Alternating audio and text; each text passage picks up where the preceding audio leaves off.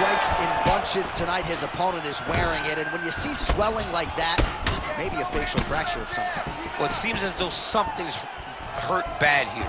The last time I saw somebody get this swollen, I remember watching Joanna Jędrzejczyk's head, looking at the just size blow up.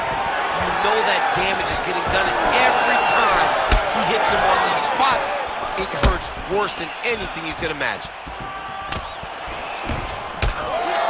Under 2 minutes to go in the round. Both fighters exchange in the pocket here. Oh, well, he's going to have to go back to the drawing board defensively, but in terms of this fight, he's been totally dominated, and that swelling's getting out of control. Swelling's getting out of control. I mean, it was perfect. It was absolutely perfect, John.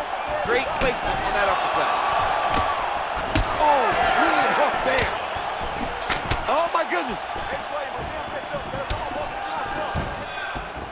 Trying to go to the body here, unable to find the target.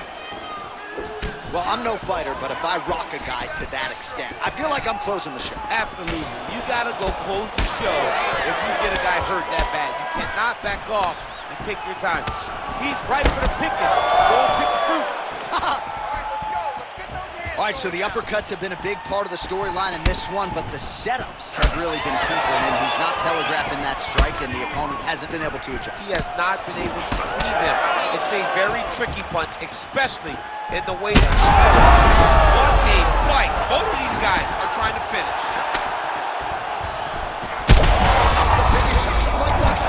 How's his opponent still standing? I mean, I have no idea. This fight is supposed to be over.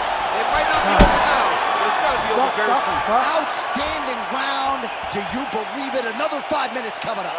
Sit down. All right, so the cut man is hustling in, and the ringside physician you can see there is monitoring the action as well. The swelling on the mouth is getting out of control, and we might actually have a jaw fracture here, DC. Well, if you're the replay guy, a lot to like in that previous round. A lot of damage being inflicted. Yeah, I mean, and look at the swelling now, John. He wasn't doing what he needed to do to move his head, and he's paying for it. You cannot allow for an elite-level mixed martial artist to connect at that rate and think that you will not be wearing the damage. He's wearing it now. I'm interested to see what changes he makes to give himself an opportunity. Ready. Round 2 here. Do you believe it? This next round is underway. In the previous round, both fighters got there. Somehow, his opponent stayed upright. I mean, he's still on his feet, but he's not up by much. Well, it seems like there has been an opening for that overhand. Dude's hurt.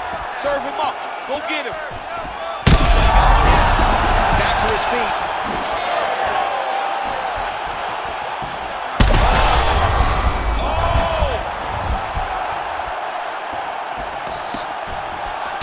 Well, I can't even relate to physical toughness we are seeing from these two individuals. Both fighters damaged and compromised, and yet leaning on the heart here late in the fight. Yeah, they're both leaning on the heart. They're both trying to really show that they belong.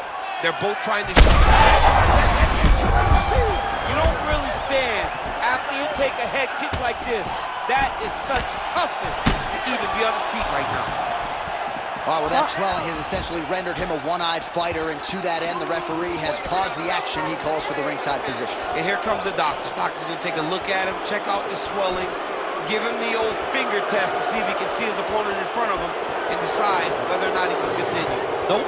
That's it. Nope, not able to let it. That's the right call. That eye was essentially closed. You can't compete with one eye unless you're Michael Bisping, and that's the end of the fight. And not everybody's Michael Bisping. Not everybody's that tough. Not everybody's that durable. But this guy could not see. He had one eye, and it was only going to get worse for him.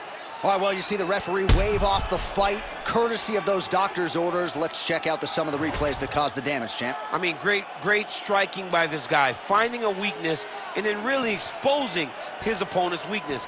This damage was so great. The swelling was so great.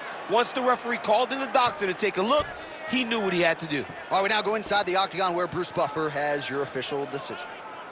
Ladies and gentlemen, the doctor has called a stop to this fight, declaring the winner by TKO Assassin.